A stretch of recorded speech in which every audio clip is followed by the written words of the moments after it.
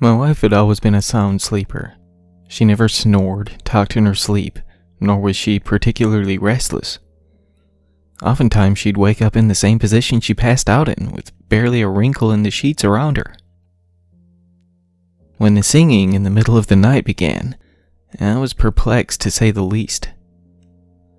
Not only was this late night, early morning karaoke completely out of tune and downright painful to listen to, even though I knew her to have quite the lovely singing voice, but it sounded to be some kind of gospel music. I don't mean to be offensive to any fans of the genre, but I knew for a fact this was not Jan's cup of tea. She had never been a religious type, but she was more inclined to sing along with pop or rhythm and blues when she had the urge. Her father was a pastor at a church in her old hometown, and he was all kind of abusive and overbearing in her youth. It was his influence that inspired her to turn her back on the religion he clearly did not understand himself. But that didn't stop her from being the most loving and caring person I ever met. With how muffled and gargled her voice was while she warbled the barely legible lyrics, I could only make out the occasional word. Praise her and cherish her were among the few I could understand, but others, like curse his flock or cleanse the stain, sent a shiver up my spine. With one slight shake of her arm, I managed to wake her, but she was completely unaware of why I chose to pull her from her sleep. Huh? What? She said, still groggy. What's wrong, hon? You were, like crazy singing in your sleep. I didn't know what else to say. I suppose I hadn't thought that far ahead when I made the semi-conscious decision to wake her. I was? I'm sorry, hon. Must have been a weird dream or something. She nodded back off halfway through her words, but when she returned to her regularly scheduled, disturbance-free slumber, I knocked back out too. The remainder of the night was as uneventful as always, so I didn't even bring it up the following day. But when she began her guttural song for a second time the following night, I got a little more concerned.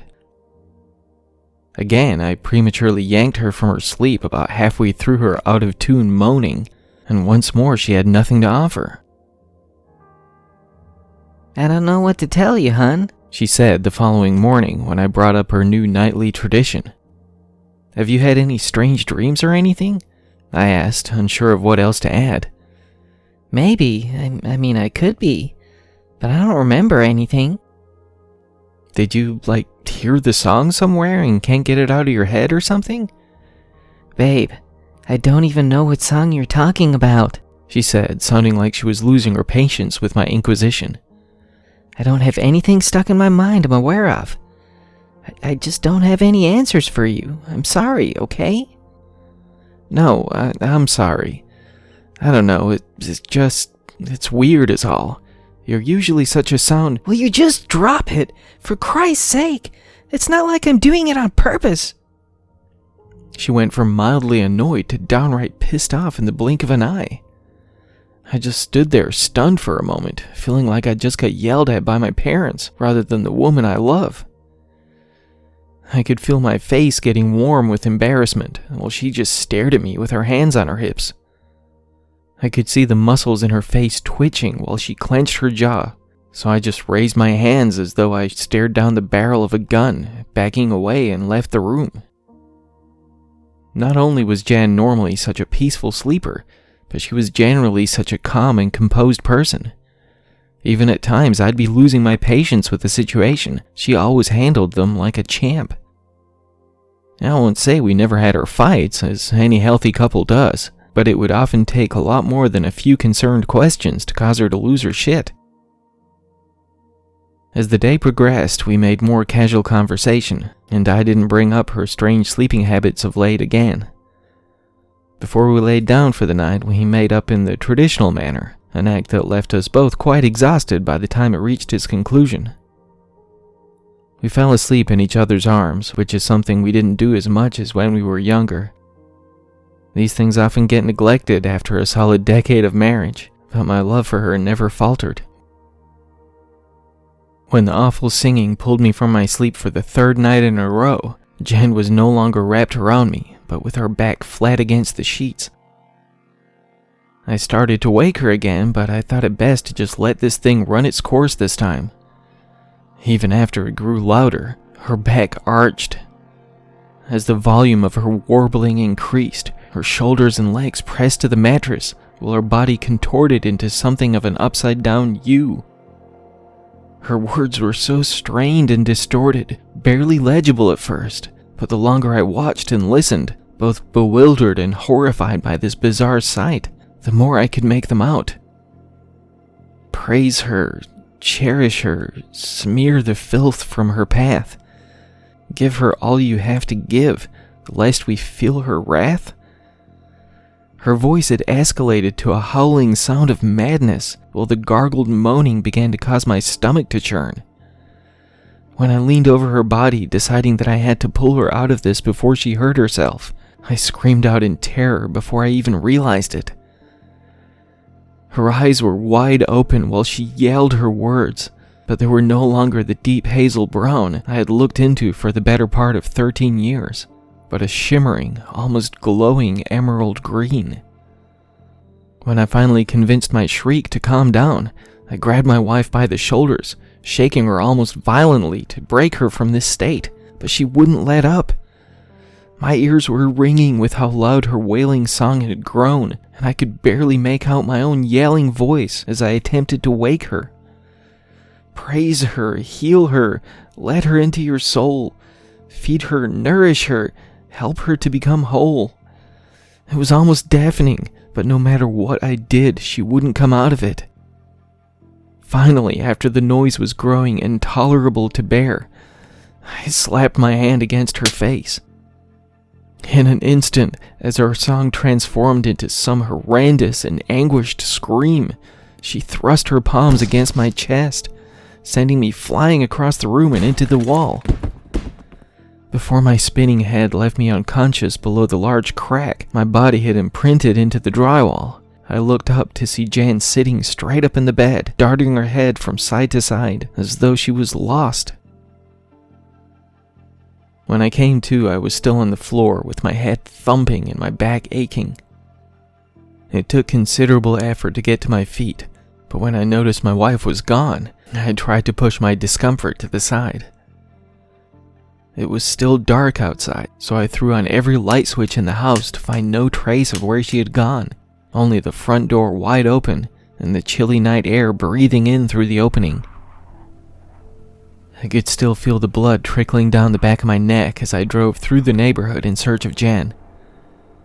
When I finally found her, walking down the sidewalk, a good couple of miles from the house, I practically hopped the tires onto the curb in my enthusiasm to get to her. Hey, hon, she said, seemingly in something of a daze when I ran up to her. Jen, what the hell are you doing? Oh, I'm not sure. She finally stopped walking when I grabbed her by the shoulders, standing in front of her to look her in the eyes. Though I was thrilled to see they had reverted to their normal color scheme, I could tell that her marbles hadn't quite returned yet. She was only wearing her sleep shorts and tank top, so her skin felt as though it was freezing to my touch. You want to come back home with me? Huh? Yeah, let's do that. I'm sleepy. She was still in a trance while I buckled her into the passenger seat and was still zoned out over the short ride back to the house. When we arrived, I helped her out of her seat, picked her up, and carried her back inside. You're so sweet, she said with a light smile and a cute giggle as I laid her back onto the bed, pulling the blanket over her still frigid flesh. I traced my fingers across her cheek and through her dark wavy hair while she curled up beneath the covers. Night-night, she said groggily, closing her eyes while she nuzzled her body against the warmth of the bed. Sleep tight. For the next hour or so, I just watched her sleep. She didn't move or make a sound as she drifted away, but I was so scared she would begin her wailing song again. After a while, once I felt confident she was out for the night, I went to the bathroom to wash the oozing wound on the back of my head. It was still quite tender, but I hoped the 4 ibuprofen I knocked back would work their magic. When I finally climbed back into bed, I was reminded that my back was still throbbing pretty good too, so I rolled onto my side to face my beautiful wife. As my eyes grew heavier, I attempted to push aside the stabbing pain in my chest that sorely needed answers to what had become of the once kind-hearted and carefree woman I adored. I knew I would likely have to seek out professional help for her soon, but not tonight. Jen was still asleep when I awoke the following morning. Even though I knew my body could use a good deal more rest, my back was aching and stiff. After I got done with my shower, I checked back in to find her still knocked out. Honestly, as worried as I was about what had been going on with her, I hoped that her being able to get an extended rest would do her a world of good. While I was downstairs researching online to see if I could find any answers to the strange events of late, I heard the ceiling creaking from the movement on the second floor. I sort of froze up for a second, as though my parents were about to walk in and catch me browsing porn on my laptop, rather than Jen inadvertently finding me looking up things she seemed to have no memories of. Given her reaction when I pushed the topic the last time, I didn't want to inadvertently fuel another fight, even if the makeup session was more than worthy of a few harsh words. Either way, I didn't want to make things worse than they already were. When the creaking from the floor above me fell silent again, I decided to just shut down the computer and go check on my wife. I couldn't know if she remembered her late-night stroll, or tossing me across the bedroom for that matter, but I had to know if she was back to herself or not. I crept up the stairs like a burglar, hoping to keep their home invasion secret, feeling almost silly about how I was acting. I wasn't entirely sure why I felt compelled to be so cloak and dagger about the simple act of checking on my wife after a crazy night, but I continued on that course nonetheless. When I reached the creaked open door to the bedroom, I still kept my actions as quiet as possible. I softly nudged the door, momentarily worried about potentially squeaky hinges alerting the room's only occupant to her impending guest. When I got inside, I saw Jen sitting on the side of the bed, facing away from me. She was leaning over with her hands tinkering with something I couldn't make out. It wasn't until the jingling music began to softly hum from what she held that another sharp chill ran the length of my spine. As I moved in closer, she began to rock from side to side, swaying to the tune clinking from what sounded to be some sort of music box.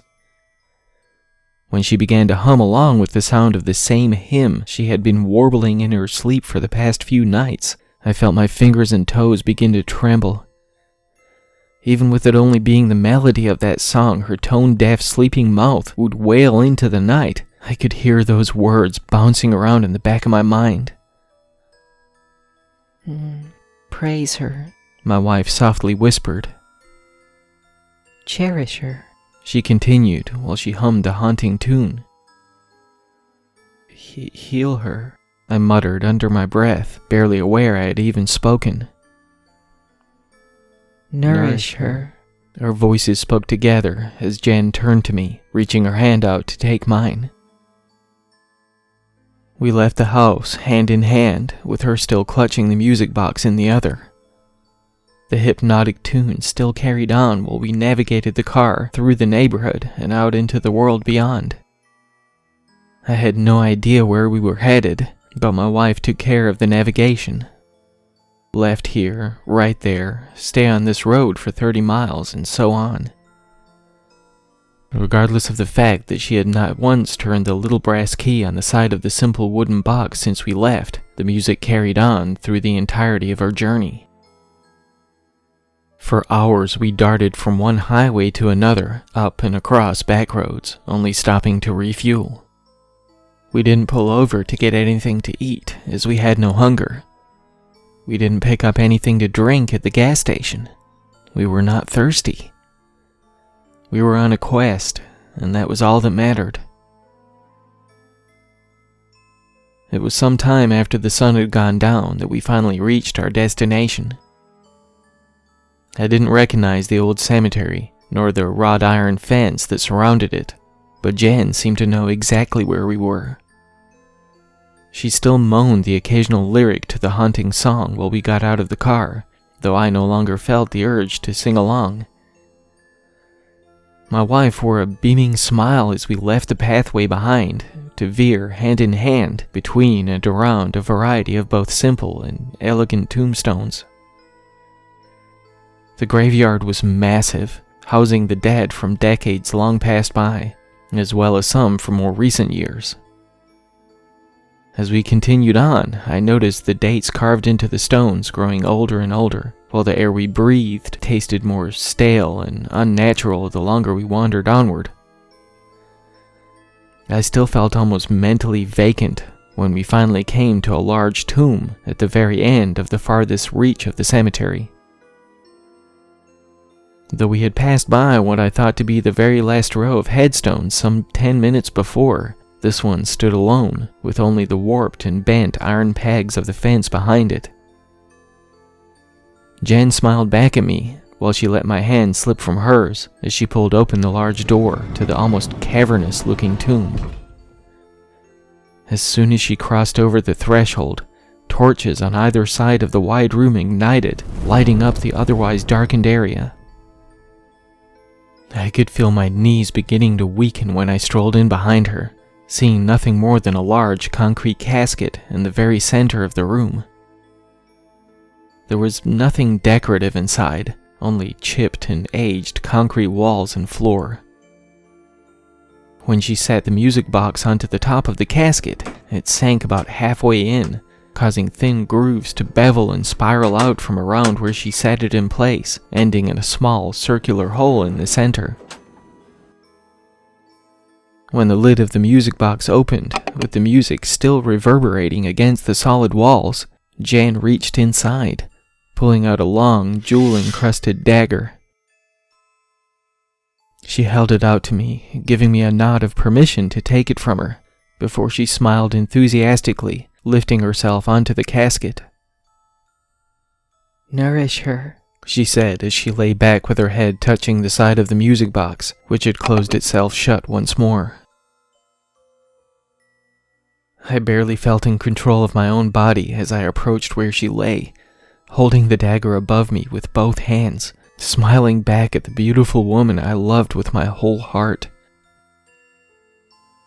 "Make her whole," I said, readying myself to force the blade down into her chest, allowing her blood to flow freely into the waiting mouth of the goddess beneath the concrete slab. The haunting tune still echoed from the box above my wife's head, reverberating against the ancient walls surrounding us. Jennifer gave me another nod, signifying the time had come. We smiled warmly to one another, as I thrust the dagger downward with all my might and passion.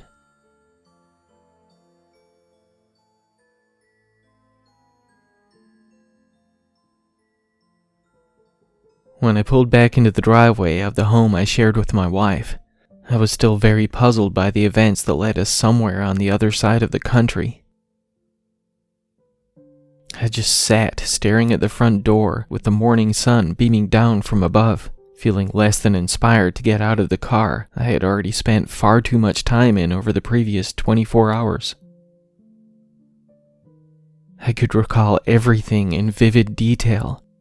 The song that captured my mind and senses, the seemingly endless trip to the ancient boneyard, and even the glee I felt as I thrust the dagger downward. I still couldn't figure out if it was my own will or something else that guided the blade away from Jan and into the simple wooden box, but as soon as the impact silenced that hypnotic melody for good, both my wife and I snapped out of whatever trance had taken hold of us. We were both shaken up from the whole experience, and I still can't believe that I came so close to impaling the woman I love, but I can only hope that this whole ordeal is over with now.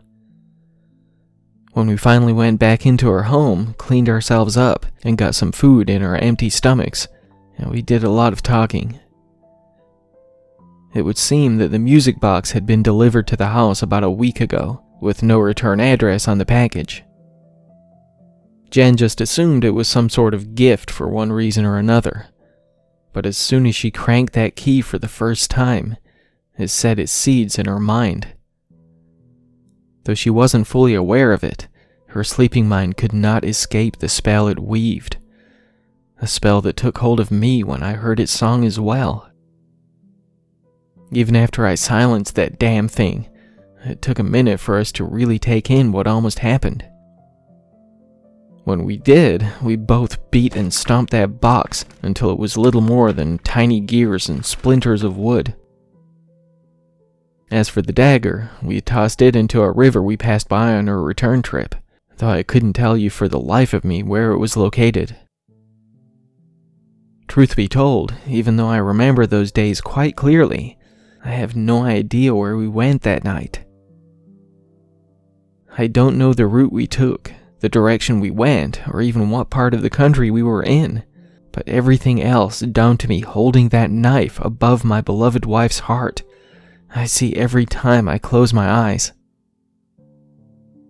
We have no clue as to who sent the music box to us, but neither of us will be so trusting of anonymous mail anymore. At this point, I think even if we got an unsigned envelope with 50 grand inside, we'd toss that shit in the fireplace without a second thought. We may never know who or what was behind that mysterious package, nor the identity of the occupant of that tomb so many miles away, but I am so grateful for whatever guided my aim that night. Not only did I almost murder the woman I love, but I can't even imagine what we may have set loose upon the world if I had hit my mark.